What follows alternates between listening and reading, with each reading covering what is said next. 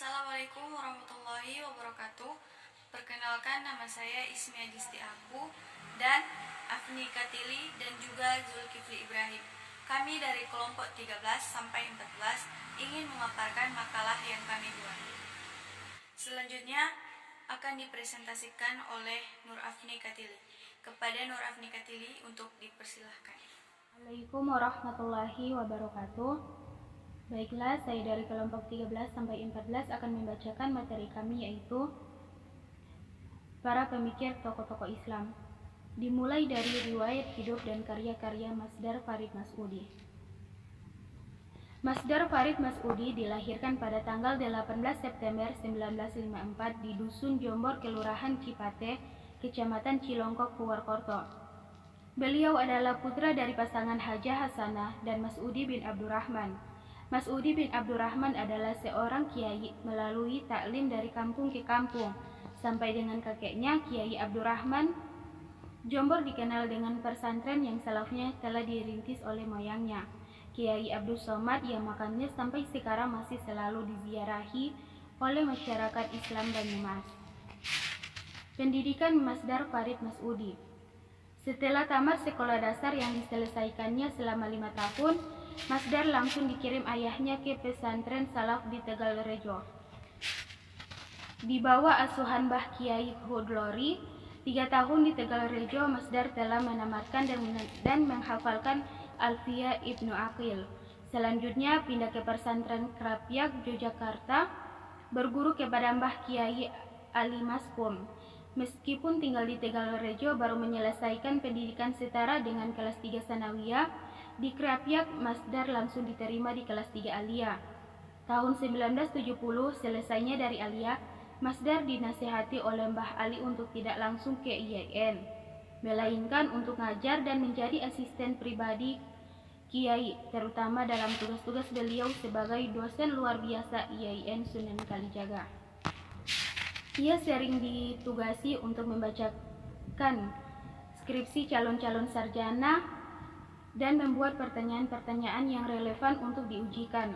Dalam kapasitasnya sebagai aspri inilah Masdar memperoleh kesempatan langka untuk memanfaatkan perpustakaan pribadi Mbak Ali yang berisi kitab-kitab pilihan, baik yang salaf klasik maupun yang kholaf modern.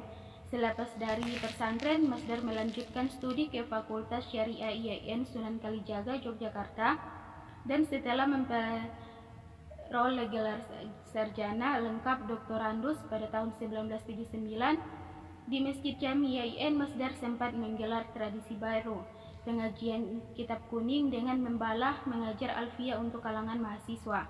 Kemudian Masdar kuliah S2 program filsafat di Universitas Indonesia pada tahun 1996. Metode penetapan hukum menurut Faras Maudi tentang wali nikah perempuan. Mengenai keterlibatan wali nikah dalam menentukan sah atau tidaknya sebuah perkawinan, Masdar menyatakan bahwa perkawinan sebagai peristiwa yang manusiawi, yang begitu dalam maknanya, telah direduksi sebagai peristiwa legal formal belaka. Kalau keterlibatan wali dipandang sebagai persyaratan legal, hukum resmi yang dipaksakan dari luar perihal aturan main tentang mana hakmu dan hakku bisa dipersoalkan relevansinya. Namun yang menjadi persoalan adalah mengapa wali nikah mesti laki-laki. Menurut Masdar, ini memang sebuah persoalan. Apabila kembali kepada metode reinterpretasi Zanni di atas, maka dapat dikatakan bahwa sebagaimana yang telah diterangkan sebelumnya, menurut Masdar, segala ketentuan agama atau ajaran yang mengenai teks operasional yang termasuk di dalamnya keterbalitan wali adalah zanni, sehingga hukum tersebut dapat dimodifikasi sesuai dengan situasi dan kondisi berdinamika. Namun di balik ketentuan-ketentuan yang bersifat teknik operasional dalam bidang sosial muamalah yang berubah dan dinamis, jelas ada yang bersifat qat'i yakni prinsip keadilan dan kemaslahatan. Karena menurut Masdar, perubahan yang terjadi bukan semata-mata karena suatu perubahan mutlak terjadi seiring dengan perubahan situasi dan kondisi.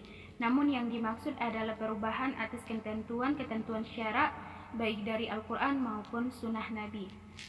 Dan apalagi ijtihad ulama yang bersifat teknis tersebut secara teoritis bisa berubah, bukan harus berubah.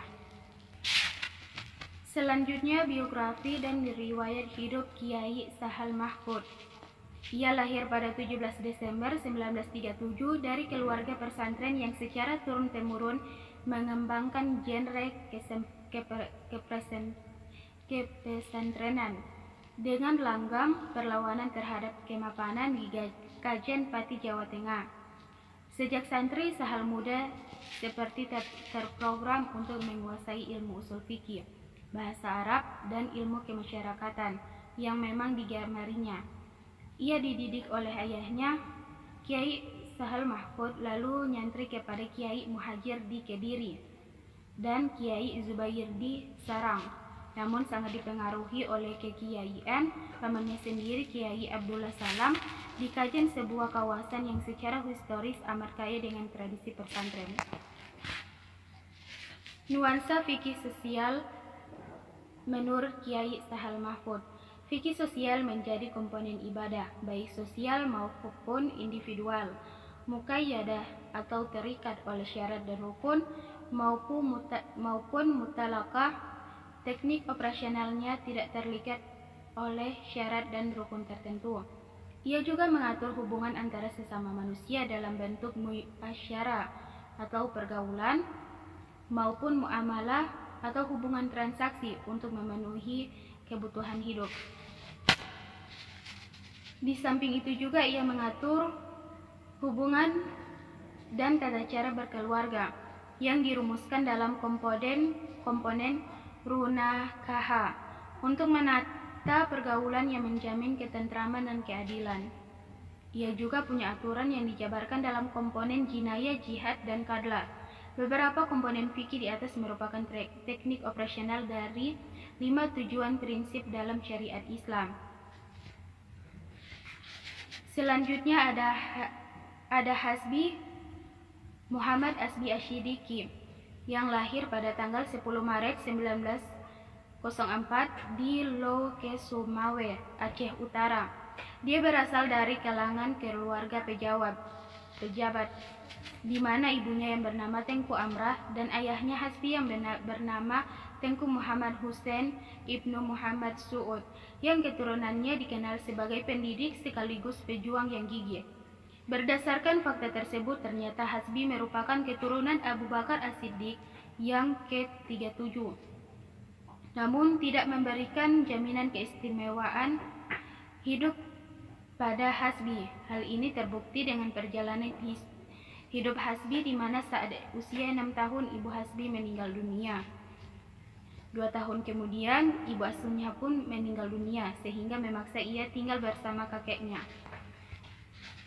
Dalam bidang keilmuan, Hasbi telah hatam mengaji Al-Quran sejak usia 8 tahun. Ketika berusia 9 tahun, dia sudah belajar qiraah, tajwid, dan dasar-dasar tafsir serta fikih pada ayahnya sendiri. Selama 8 tahun, Hasbi menjadi santri dari satu dayah ke dayah lain di Aceh, seperti dayah Tengku Cik di Peyung tahun 1920. Hasbi pulang ke Lokasme dan diizinkan untuk membuka daya sendiri. Adapun daya yang pertama kali didirikan Hasbi adalah madrasah di Bulo dan didukung oleh Tengku Raja Ule Balang. Namun madrasah itu akhirnya ditutup. Hasbi melanjutkan pendidikannya di perguruan Al-Irsyad Surabaya setelah menyelesaikan pendidikan tersebut. Pengertian hadis menurut Hasbi Asyidik. Menurut Hasbi, hadis mengandung beberapa makna seperti jadid, qarib, dan khabar. Kata jadid merupakan lawan dari kata qadim, berarti warta, yaitu sesuatu yang dipercakapkan dan dipindahkan dari seorang pada orang lain. Adapun menurut istilah pada muhadisin, mengartikan hadis sebagai segala ucapan, perbuatan, dan keadaan Nabi. Sekian dari saya. Wassalamualaikum warahmatullahi wabarakatuh. Terima kasih kepada Saudari Nur Afni Katili yang telah mempresentasikan makalah kami. Selanjutnya, kita masuk pada bagian tanya jawab. Untuk kelompok lain yang akan mengajukan pertanyaan, silakan untuk bertanya.